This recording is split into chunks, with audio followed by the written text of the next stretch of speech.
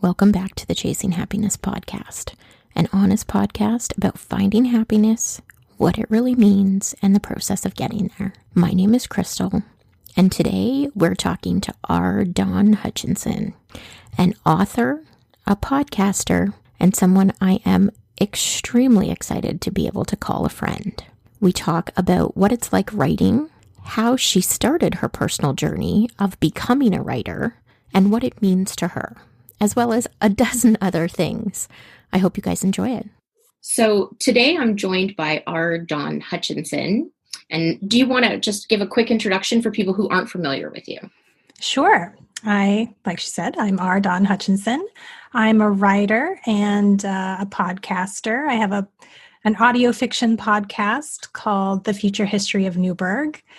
And I also have 2 books out in a series called the Oblivium series, and I will shortly start working on the 3rd. And it's a young adult science fiction fantasy series.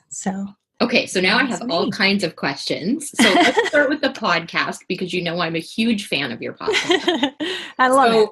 I discovered the podcast because obviously I met you on a cruise that we both were on in February. And I just happened to be lucky enough at that point that you pretty much had most of the series out at that point, I think. But then I had to wait for season 2, and you just dropped season 2 or started dropping the episodes just a couple of weeks ago, right? Yes, ma'am. So how many episodes are in this season?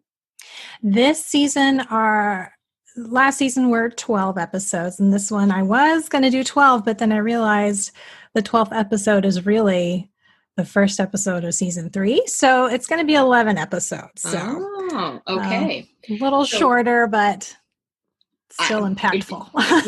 I don't think it much matters whether or not it's shorter. I can tell you, based on listening to them. So my original intention when I first was introduced to your podcast was, I'll listen to, 1 episode a week or whatever, and I'll get caught up. I probably listened to about 4 the very first day, maybe 5. So I went through them very quickly and then had to patiently wait. And this week, I listened to this week's episode, and it's killing me because we now live in this world where it's like Netflix drops a whole season of something and you can binge it all at once. So it's killing me to wait weekly for it to come out, but it's also so exciting because I'm like, ooh, today's the day a new episode drops, and now I get to listen to it. So I know.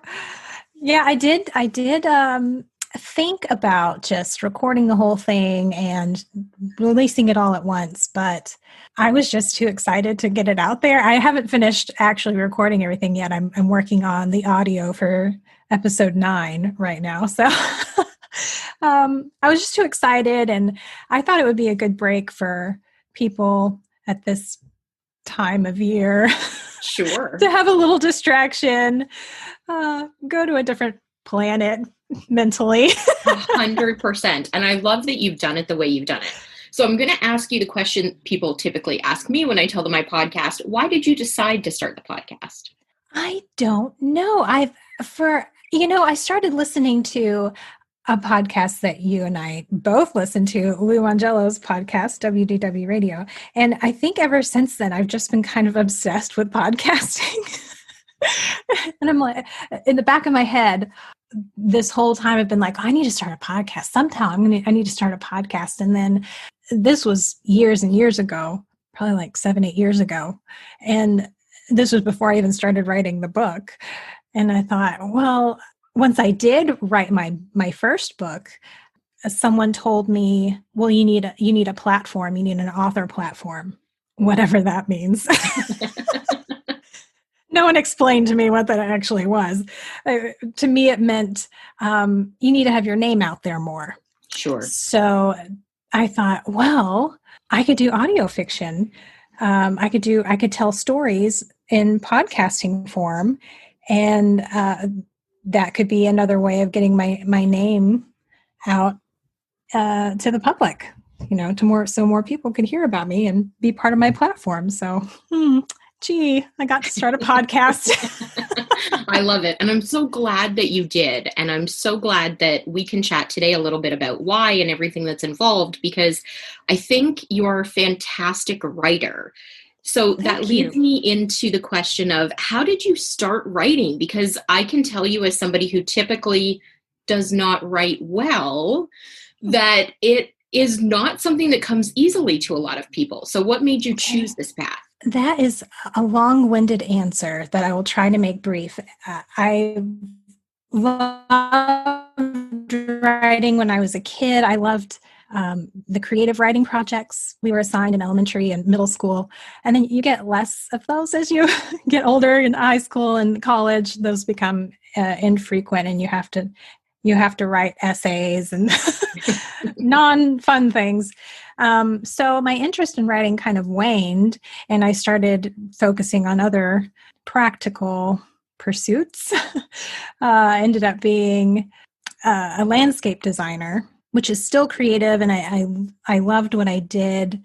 I got to work from home. I had my own business, but it still didn't scratch all the itches. It was creative. I was independent, but there was some deep creative need I had to fulfill that it landscape designing wasn't fulfilling. And I've always been quite a daydreamer.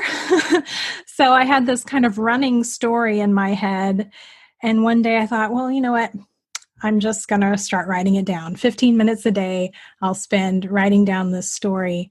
And it snowballed until I was working on the story more than I was my landscaping. And that's how I became a writer. Which I think is actually a fantastic way to sort of self-discover what you really want to be doing, because you didn't wake up one morning and say, this is not what I want to do. I'm going to give this a whirl. You actually carved out time in the life that you had built already to see whether or not you could make it function. And I think that's way more realistic for a lot of people. Yeah, it is. In retrospect, I think, and I didn't tell anybody I was doing it too. It was this secret thing that was just for me, because I didn't want to get my own hopes up about it. And I didn't want to have other people's expectations about it for me to kind of have to live up to, or not, disappoint them or fail. And they would know I was going to fail, and I did, and so I really didn't tell anybody for a couple years. So it was my own little baby until it was well on its way. The book was almost finished, and my husband caught me writing one day instead of working on my landscaping, and I switched the screen back real fast. And he's like, "What are you doing?" And I was like, I'm working, I swear. And then I told him, I fessed up. I was writing a book. And he said, well, if you'd rather be doing this, it's fine with me. So that was really nice to have his support. Sure. But, so I became a writer. Well, and I think wonderful that in that moment, a lot of people might have gone, okay, wait, I'm sorry. You want to do what now? Because when we don't share our hopes and our dreams with people, even if it is so that we can kind of limit the expectation until we know where we sit emotionally, sometimes what happens is people are blown away a little by the things that we are trying to achieve because we haven't told them previously.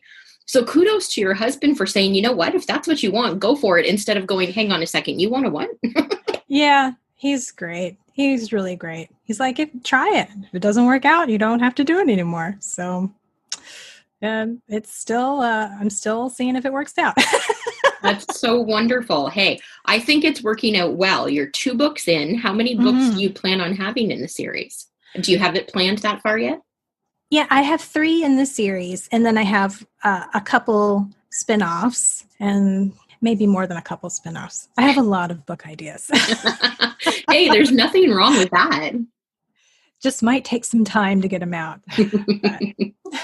How long does it typically take you? So obviously the first book, because you started in 15-minute increments, took you a lot longer to write. So when you sat down to write the second in the series, was it a much quicker process now that you had devoted so much more time to it? Yes, it was, because I knew what I was doing a little bit more. I knew my own process, which I ended up deconstructing slightly, but I knew how my brain worked. I knew how I was going to chisel the angel out of the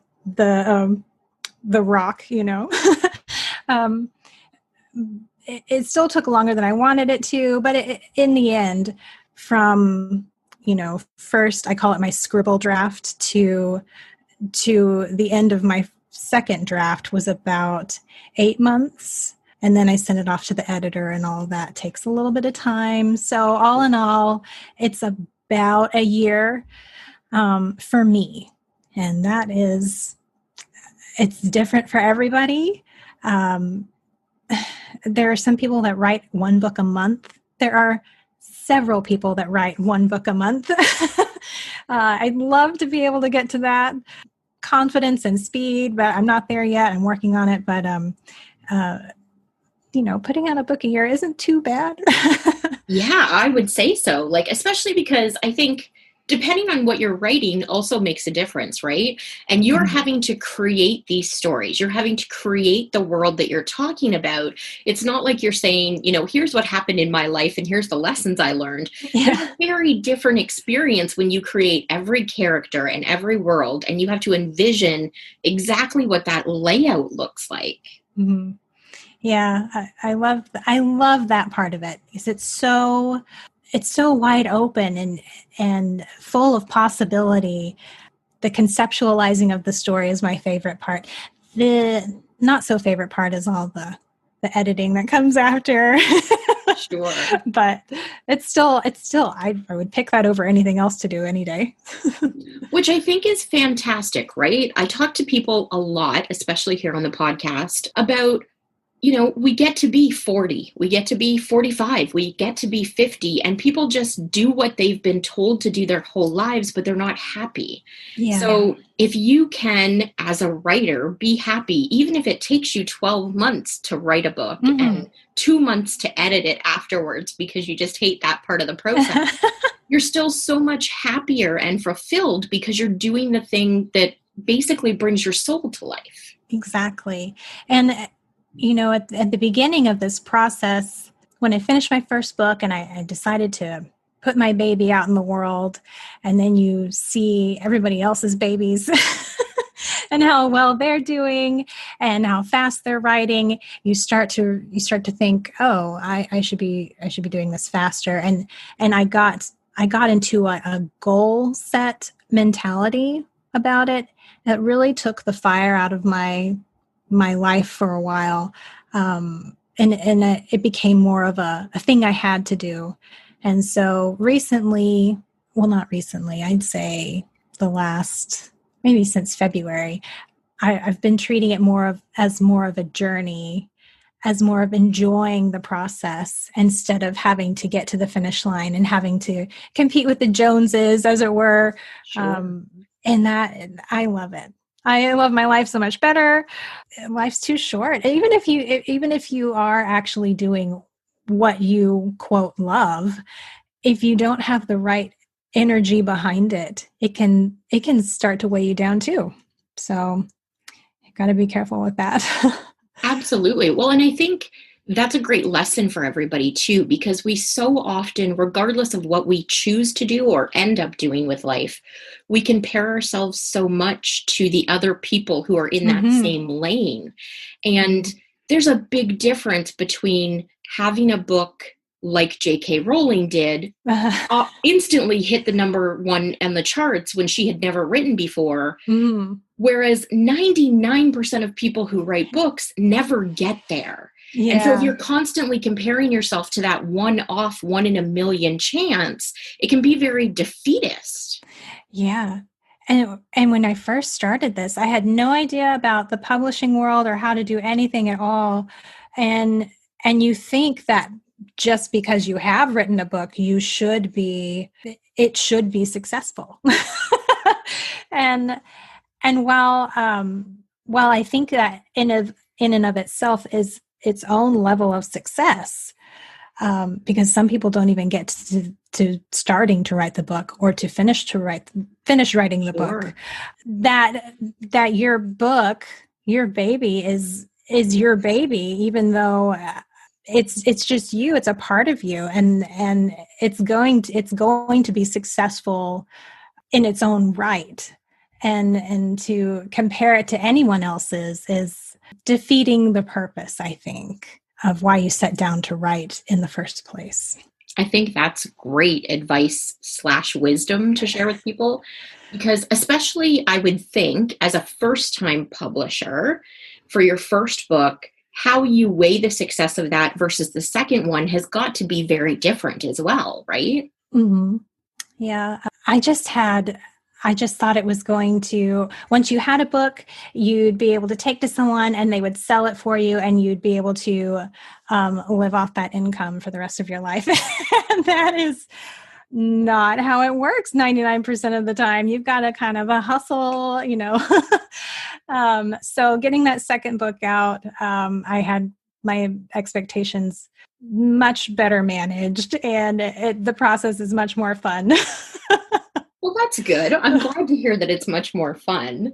You released the second book just this year, correct? Mm-hmm. So it's been out, what, 6 months now? Just about, yeah. Yeah, 6 months. Mm-hmm.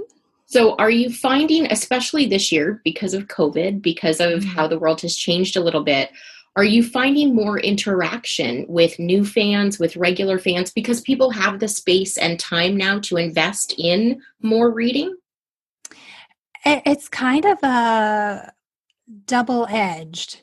It seems to be that some people have more time to be introspective and to read, and some people have the mentality of worry, and so they're not thinking about reading. They're not able to sit down and quiet themselves enough to read or to want to spend the money on a book.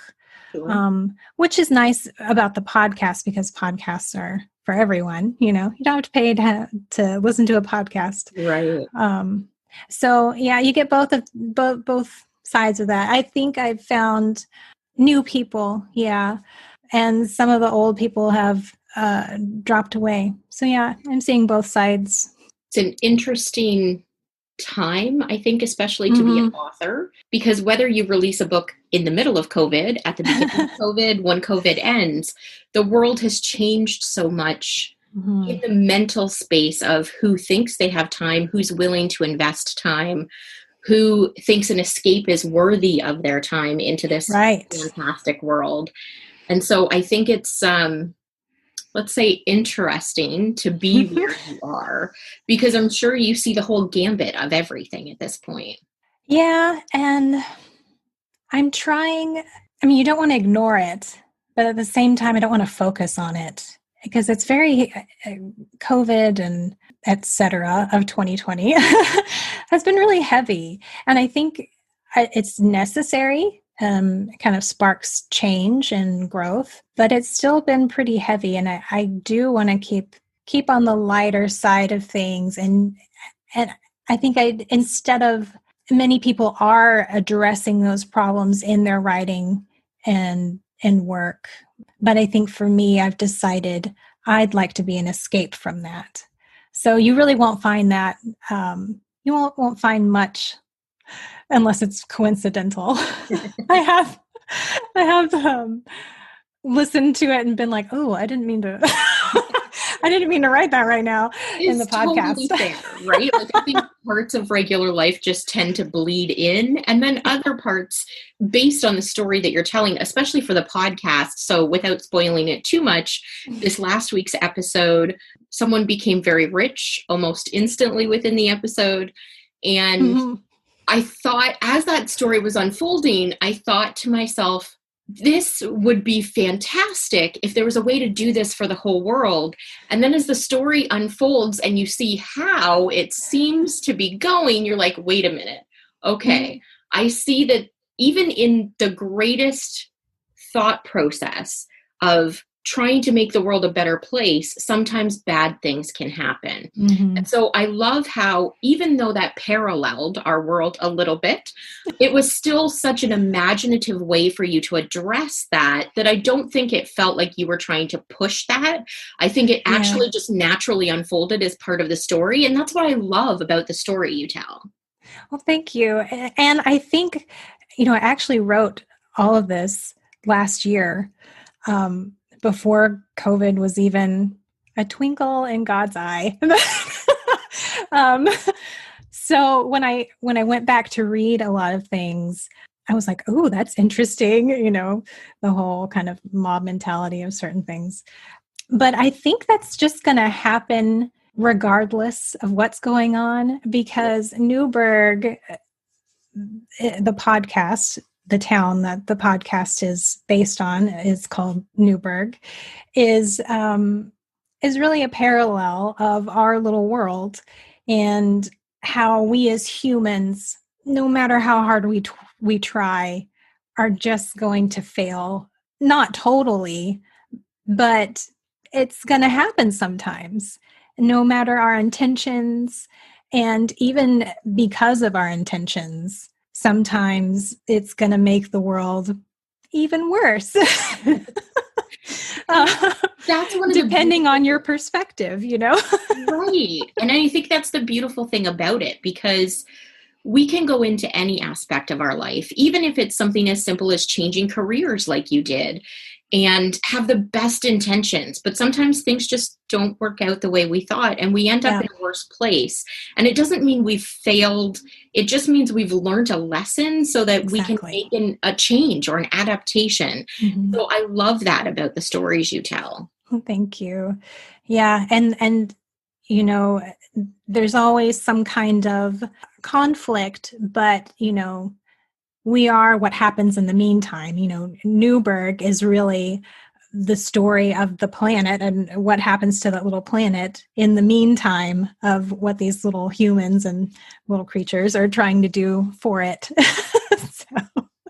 It's wonderful. And so for anybody who has not downloaded the podcast yet, I cannot recommend it enough.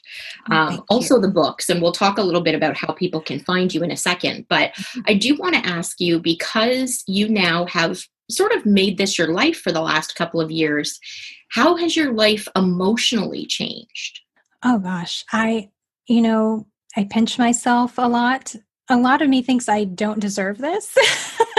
Just this way of life that I have, this pace of life that I have, now that I'm no longer such a goal-oriented, I'm more journey-focused.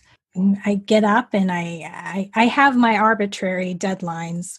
And if I miss them, then it's okay. I'll get them the next week. But that rarely happens because I'm able to be more present with myself and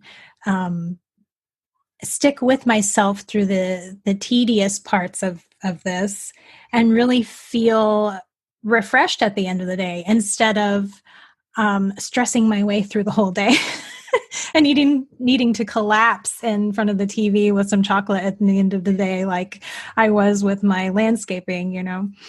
I'm so much lighter. And in 2020, we were talking about it being so heavy, but on a personal level, I haven't been happier. I've never been happier than I am right now. So I don't know what that says about me, but I actually think that's wonderful. And I love that you said that, because people a lot this year have been asking me how I'm coping with this year, how I feel about it. And I kind of feel the same way, even though your life and my life are very different. I kind of feel the same way, because 2020 gave me the blessing of having more time to focus on chasing happiness and these podcasts and getting to know people like you. And I wouldn't have had that if it hadn't been for COVID, and not to take anything away from how serious that's all been. Exactly. Yeah. But I feel so much more blessed to be able to live the life I'm living today versus the one I was living a year ago. Mm-hmm.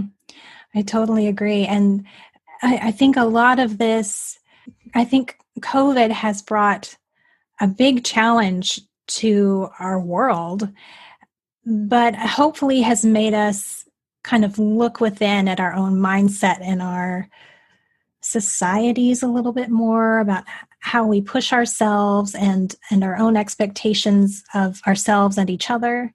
And maybe we can come out of this with just a new way of thinking, of relating to work and what that means, and a balanced life, And I hope that's possible for hopefully a majority of people. It's probably not possible for everyone in the whole world. I know that, writing just about Newburgh. Nothing's going to work out great for everyone. But I hope that just kind of shifts us all into a better place, because it wasn't looking good there for a while. Right. And I hope the same thing. I hope this is kind of like a reset for a lot of people. Mm-hmm. And just the ability now for us to sort of take a minute to reflect on what really matters to us, I think has been a fantastic blessing for everyone this year. Mm-hmm. Even though it's been a heavy year and a hard year for a lot of people, I hope 2021 brings more clarity for people. Yes, please. On that emotional level.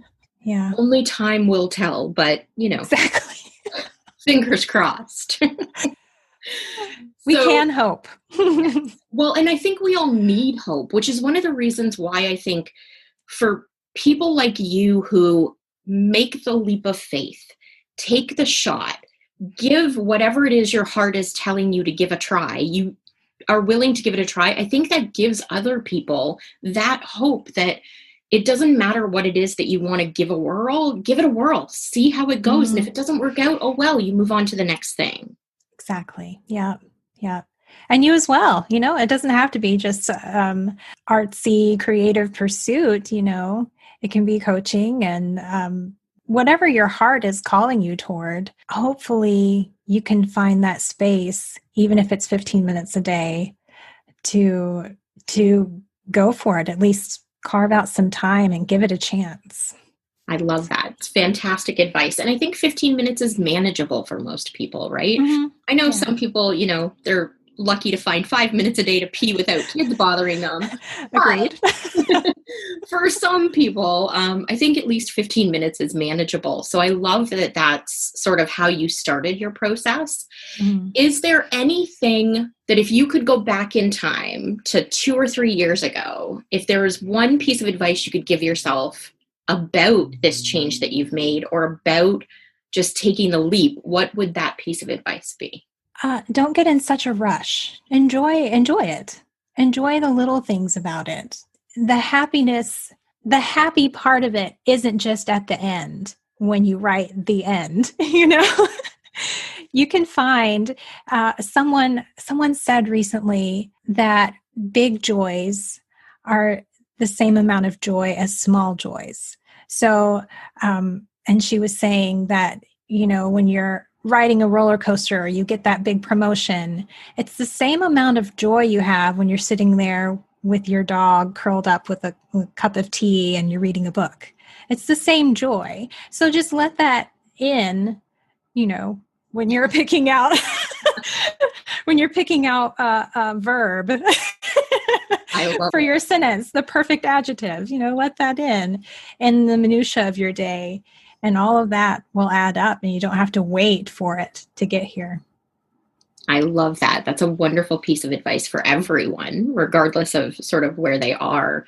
If there was one thing that you could tell people who are in the position, because most of the people who listen to this podcast are looking to make some sort of a change, if there's one thing that you could tell them about the process, because I think fear holds a lot of people back. Mm-hmm. The fear of failure, the fear of uncertainty of it all. Yeah. If there's one thing aside from what you've just mentioned, about, being in the moment and being mm-hmm. present for it all. Mm-hmm. If there's one piece of advice you could give them about taking that leap, what would it be? Well, just to embrace the fact that life is uncertain, no matter what you do. Even if you stay doing what you're doing right now, that's not a certainty. That could be taken away from you. And you might as well just give it a chance. You can let fear hold you back, but I'd say feel the fear and do it anyway. That's what my dad says. Oh, I love that. Your dad is a very smart man. Yes, I agree. I love that. So I want to be mindful of your time, so I don't want to keep you. But if people do want to figure out sort of how to get the podcast or even how to download your books, how can they go about doing that? Okay, well, the central hub for all of that can be found at rdawnhutchinson.com. It's RDAWNHUTCHINSON.com. And there you can find links to my books that are available on Amazon, and links to listen to the podcast, The Future History of Newburgh, which can be found on any podcast provider just by searching the show name. And that is The Future History of Newburgh. Awesome. Well, thank you so much. I appreciate you joining me on this podcast today. Thank you, Crystal. And I hope you have a fantastic week. You too. I really love what you're doing. I love your podcast too. I didn't get a chance to tell everyone what a big fan I am of your podcast. So need to gush over you for a little bit too. But thank you for having me on. I really appreciate it. Thank you so much. A huge thank you to our Dawn Hutchinson for joining me this week. I hope you guys enjoyed the podcast. Please check out her books and her podcast. I am absolutely addicted to the podcast. And for those of you that know me, or for those of you that don't, I'm not typically a girl who enjoys that much fantasy, whether it's stories, whether it's podcasts. I don't like living in a pretend world very often, but I can tell you this story not only sort of sucked me in, but just makes me happy to listen to. So check it out. I hope you guys have an amazing week, and I will chat with you next week. Bye for now.